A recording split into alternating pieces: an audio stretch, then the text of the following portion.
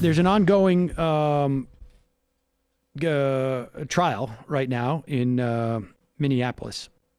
Derek Chauvin, the former Minneapolis police officer, on trial for the killing of George Floyd. And the defense argument is essentially the only one really that is available to them, is that, well, yes, Chauvin put his knee on Floyd's neck for 9 minutes, and but that's not why Floyd died. That was just sort of incidental to why he died. Here is Dr. Martin Tobin. He is a pulmonologist, critical care physician from Chicago. He's one of the first witnesses prosecutors called to the stand. They asked him if he had formed a medical opinion on what had caused George Floyd's death. Here is that clip. So let's talk about your opinions with respect to this case.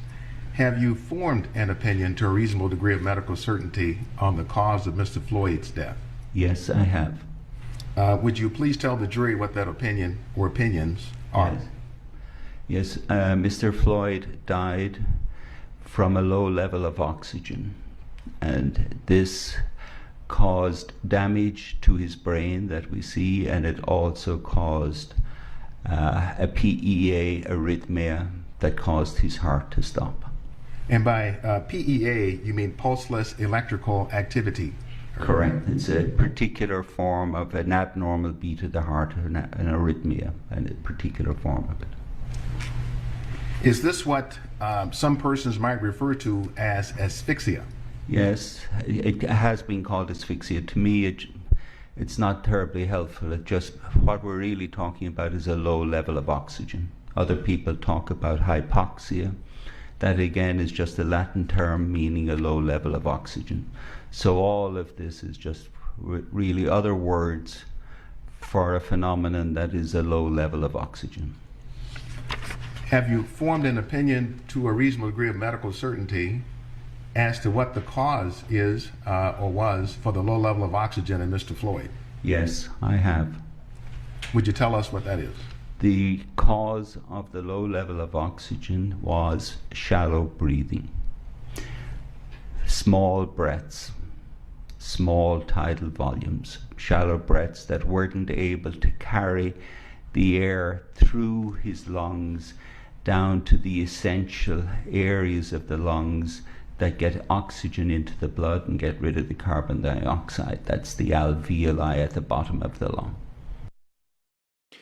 In other words, he was prevented from breathing because there was a knee on his neck. The defense is going to bring up witnesses that are going to say something different. That the knee on the back of the neck was not the but-for cause of Floyd's death. Prosecutors also brought onto the stand surgeon, and the surgeon testified as to why he believed Floyd was not on drugs at the time of the arrest. What is going to be interesting is that the defense witnesses that they're going to bring up into the case, and for the second hour show, there's a Peacock show that we do where we just do interviews. Emma's going to be joining me on that show next week. Today at 5 p.m., and it'll be up on the site for 30 days, was an interview I did with two reporters, freelance reporters, Samantha Henriksen and J.D. Duggan. And they're Minneapolis reporters. And they dug into one of the key witnesses for the defense, a guy named David Fowler, who was a former Maryland medical examiner. He resigned from there. He's a forensic pathologist. Resigned from Maryland in 2019. He is one of several parties being sued by a family of Anton Black, who was back in like 2018 pinned to the ground by police outside his home in Greensboro, Maryland. He died laboring for breath.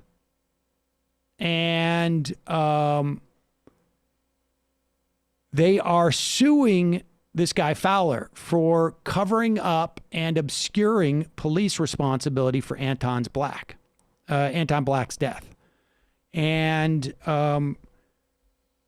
it's a fascinating read. You can check out the interview. It was great reporting. It's going to be interesting to see if that is brought in to, in some way, impeach. They bring in these expert witnesses, and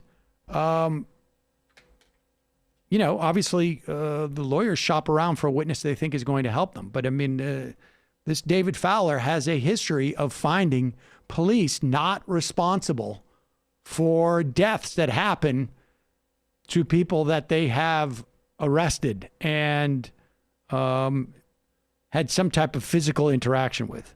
It's really interesting. I mean, I generally, these trials play out, but this is a really important, and so I generally, it's not trial TV here, but so I generally don't weigh into these things. But this is a really interesting case of a medical examiner, and it turns out that this, is far more subjective than a layperson would assume. So check out that interview if you can. It'll be up for 30 days on there. And we'll end up, I think, putting it on Ring of Fire, too, as an audio only.